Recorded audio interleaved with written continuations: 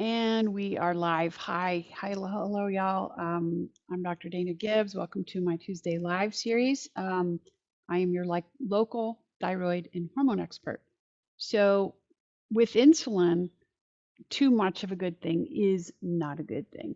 So, this week's Tuesday live topic is insulin resistance. And this is actually a follow up to last week where we discussed 3 ways that incorrect thyroid diagnosis and treatment make it really hard to lose weight when you're hypothyroid because of damage to your metabolic set point. And if you are not a physician, please keep in mind some of the treatment decisions that we make. We have to consider evidence that's not as absolute as we would like for individuals. So this is not meant to be medical advice, and you should consult your own physician for any medical issues or diagnoses that you may have. All right, so another reason that is just as important as the metabolic set point for people with Hashimoto's and hypothyroidism who are trying to lose weight is a phenomenon called insulin resistance. And insulin resistance is super common in the population as a whole, 30 to 50% apparently, even in young and healthy people. But it is even more common in people with a particular genetic variant in the enzyme that helps activate your thyroid hormone. So that means it's co-located, meaning the 2 genes run together. Anyway, insulin resistance is affected by lots of other factors, but it is particularly a problem in these kinds of hypothyroidism that don't show on the typical TSH test that we covered last week in the live. So if you missed last week, I encourage you to go back and listen to that one too. It might be a great place to start. So what is insulin resistance? So insulin is a hormone that helps us process the carbohydrates that we eat, the sugar that we eat. So in response to blood glucose levels, so you eat, your blood glucose rises, and it opens, insulin opens it gets secreted by our pancreas, and then it goes to our cells and opens little gates in our cells that help glucose get into the cells. This supplies energy, in particular to brain and working muscle, but all of the cells of our body use glucose for energy and need insulin to take it up. So in insulin resistance, certain cells, muscle cells in particular, those little gates don't open with the normal levels of insulin. So they wait until either the insulin levels get really, really elevated, or you move your muscles at a certain activity level, and that opens the gates without any insulin. So since muscle is the prime user of glucose, if it can't get in, then your blood sugars can potentially rise a whole lot. And this is harmful in a lot of ways. Now, your body is designed so that this doesn't happen. So what happens instead is that your pancreas releases a whole lot more insulin, and it does the same job. It keeps your blood sugar on a level. So isn't that okay? Patients ask me that all the time. As long as my blood sugar isn't rising, my doctor said I don't have diabetes. Why do I have to worry about my blood sugar? Well, diabetes is basically the end result of insulin resistance, where your blood sugars get so high that even the increased amount of insulin is not enough to keep the blood glucose under control. And glucose regulation can vary a lot from person to person, even in non-diabetics. And you don't even have to be overweight to have impaired glucose control. So I'll show you a slide that kind of demonstrates that. So this is a study that was done on young and apparently healthy college students. And they gave the college students a glucose drink, a milkshake, high carb milkshake, and they gave it to them actually twice. And so they watched as their blood sugars went from the baseline level up to 140 or 130, which is a normal level for after a meal, and then go down and then go up and then gradually go back down to the baseline number again. But what they noticed when they did this study is that half of those people had pretty normal levels of increased insulin in response to food, whereas the other half of the people, and they really did say it was about 50-50 in this study, 50% of the people had almost double the amount of insulin in order to keep their blood sugars at, and you notice they're not identical, they are a little bit higher, but almost identical in the after meal time frame. Twice as much insulin. So why do we care about those high insulin levels as long as the blood sugar isn't going crazy? Well, it may be useful to explain why insulin resistance even exists to help us know. So insulin resistance is an evolutionary survival tactic that happened before humans had a stable supply of food. And it helped us pack on pounds in the fall when ripe food, particularly fruit, was plentiful. So we had a better chance of surviving the winter when food was scarce. And this is a big problem now when food, particularly sweets and processed carbs, are plentiful all the time. So high insulin levels do several things that promote that weight gain and prohibit that weight loss, even when the blood sugar levels are still normal. The first one is that it's anabolic, means that it promotes the growth of not muscle, unfortunately, but fat. It decreases our muscles' ability to synthesize glycogen, meaning to store sugar for energy later. So our muscles store 60% less of the energy, which means 60% more is available to do other things, mainly get made into fat. It also makes it harder to exercise, and it gives us lower energy levels when our muscles don't store glycogen. It also, high insulin levels increase the glucose uptake in your liver, where your liver then makes that glucose into fat. That is called de novo lipogenesis, making fat out of the non-fat calories that we eat. It also inhibits lipolysis, making it basically impossible to burn fat when insulin is high.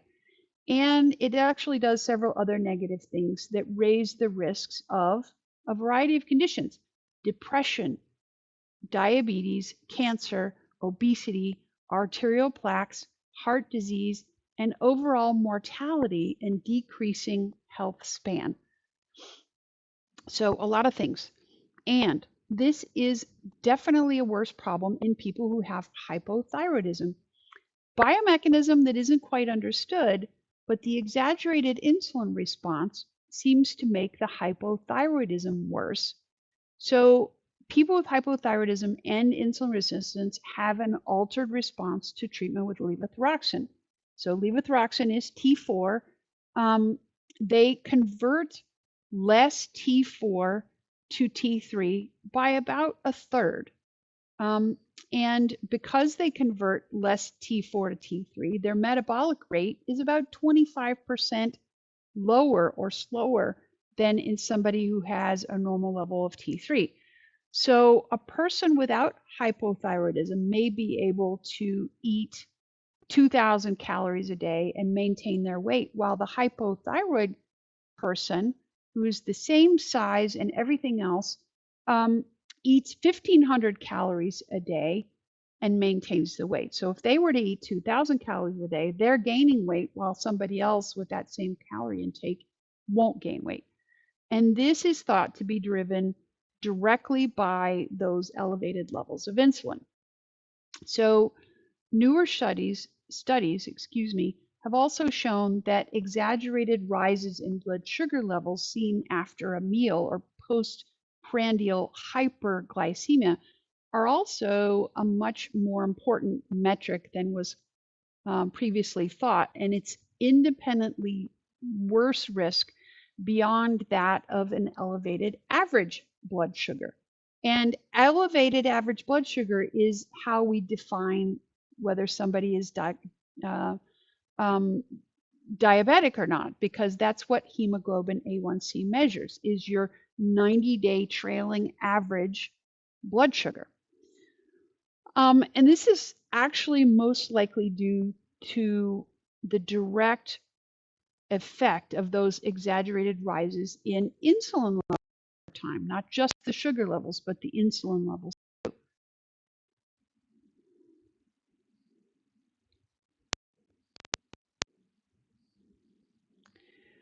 So if you have a response to a meal like this, remember I said that the normal response to a meal with your blood sugar is about 140, which would be right here on the. If you have a response that's significantly beyond that 140 or so range with your meals, that is not a good thing, because that makes us basically, we know pretty for sure that your insulin level is having to rise even higher to chase this back down. And then later, your blood sugar drops quite a bit lower, and can actually end down here into the hypoglycemic range when you have an exaggerated response. And the hypoglycemia in the hours after your meal increases your hunger, your carb cravings, your snacking, and your calorie intake. So using sophisticated testing, we find that about 25% of people who were tested, this was another study, who were normal by those standards, still have serum blood sugars in the pre-diabetic and diabetic range a percentage of the time. Well, what is this sophisticated test? Well, it's a continuous glucose monitor. So one way to get an idea of how your blood glucose levels react to the meals that you eat is to wear a continuous glucose monitor.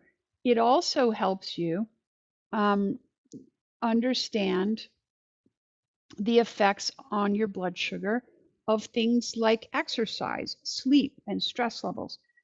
And since insulin resistance is so common in hypothyroidism, one of the ways I help my patients is to teach them how to use a continuous glucose monitor. This helps them track their postprandial hyperglycemia or blood sugars, and helps them customize some substitutions and a healthier diet and exercise and lifestyle changes that work for them. So my group program that teaches this same skill is actually opening up again soon. So you can check out my website for more information about that. So until recently, these monitors were not, there weren't other widely used quick or simple measurements that could show you how to accurately reduce our risk of those high insulin related diseases before we get diabetes. But there is now this concept, because of the advent of these blood glucose monitors, there's this concept of glucotypes, which is distinct blood sugar response patterns in individuals with normal fasting blood sugar. And you can have low variability, moderate variability, or even severe variability. And when they examined those people for their risks of developing diseases later, it was really, really clear that higher glucose variability is not a good thing when it comes to a variety of diseases. So what other ways are there to know who has these tendencies? Well, there aren't really simple tests that show it, but there are several clues that you can get. And one of them is obesity or metabolic syndrome, which is a subgroup of people who have several particular characteristics that are hypertension, a high waist circumference, abnormal blood triglycerides, and obesity are 4 of them. I'm sorry, I can't remember the last one right now. Another way you could know is if one or more of your parents have type 2 diabetes or obesity.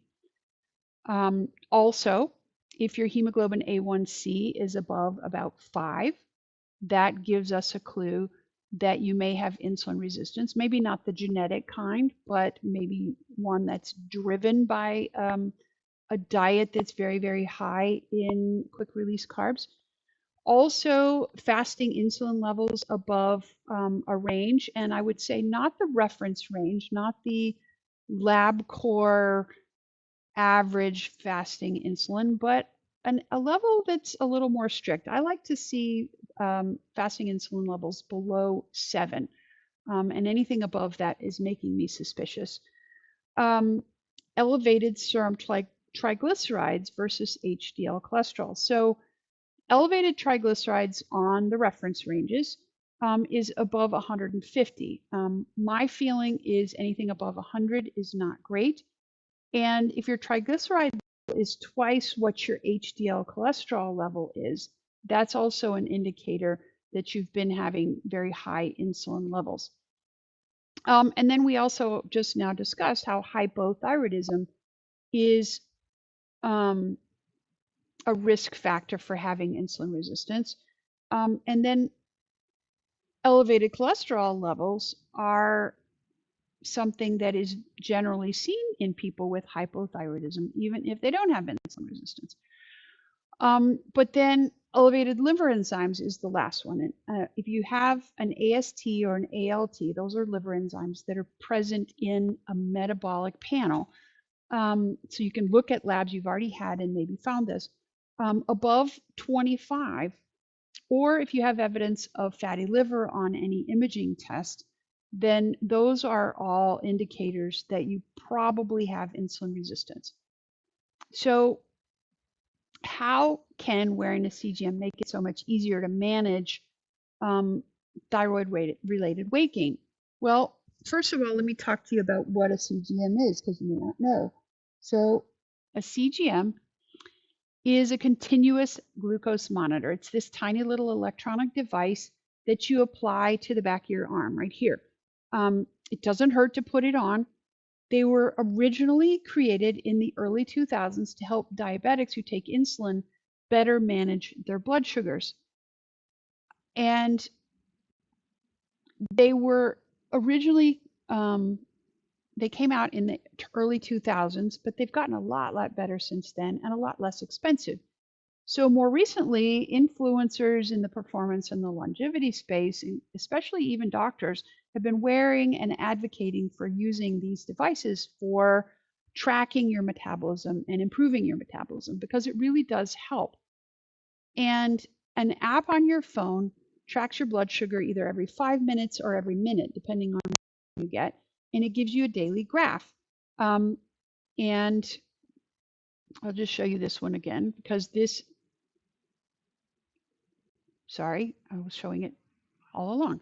So that daily graph gives you the highs and the lows of your blood sugar, and helps you track your activities, like what you ate, when you ate, the order that you ate it in, how you exercised, when you went to sleep, when you woke up. And all of these things change your blood sugar over time. So you can wear this thing and you can exercise, you can shower, you can even swim without disturbing it, and the device will last up to 14 days before you have to replace it. And you never have to stick your finger. Right now, you still need a doctor's prescription when you use these, but there are plans in the work for these to go over the counter by the end of this year. And you can actually get them without your insurance for less than the cost of your daily coffee habit. Now, it can be important to work with a program that can help you not only learn the technical aspects of using the device, but also to get insight into what the data is telling you.